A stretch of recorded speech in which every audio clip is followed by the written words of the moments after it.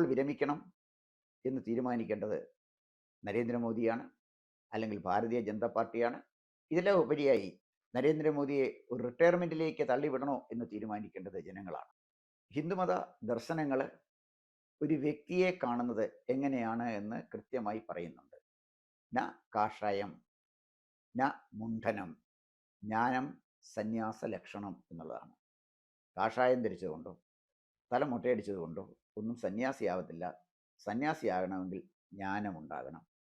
ഭരണാധികാരിയാകണമെങ്കിൽ ഏതെങ്കിലും കുടുംബത്തിൽ ജനിച്ചതുകൊണ്ടോ ഏതെങ്കിലും ഒരു പാർട്ടിയുടെ തലപ്പത്ത് എത്തിയതുകൊണ്ടോ അതല്ലെങ്കിൽ ഏതെങ്കിലും ചില കോക്കസുകളെ കൂടെ നിർത്തിയതുകൊണ്ടോ ഏതെങ്കിലും പത്രമാധ്യമങ്ങളുടെ വാത്സല്യ സന്താനമായതുകൊണ്ടോ ഏതെങ്കിലും മുതലാളിമാരുടെ ഫണ്ട് വാങ്ങിയതുകൊണ്ടോ ഇന്ത്യയിൽ നേതാവാകാൻ കഴിയില്ല. അങ്ങനെ നേതാവായ ആളുകളുണ്ട്, അവരുടെ കാലഘട്ടം അവസാനിച്ചിരിക്കുന്നു. ഇന്ത്യയിലെ അധികാരത്തിലെത്തണമെങ്കിൽ, ജനപിന്തുണ നേടണമെങ്കിൽ ആത്മസമർപ്പണം ഉണ്ടാകണം, രാജ്യസ്നേഹം ഉണ്ടാകണം, അഴിമതിയുടെ കറപുരളാത്ത കൈകളുണ്ടാകണം, വികസനത്തെക്കുറിച്ച് വ്യക്തമായി സ്വപ്നം കാണാനും കാണുന്ന സ്വപ്നം നടപ്പിലാക്കാനുള്ള ശേഷിയും ഉണ്ടാകണം.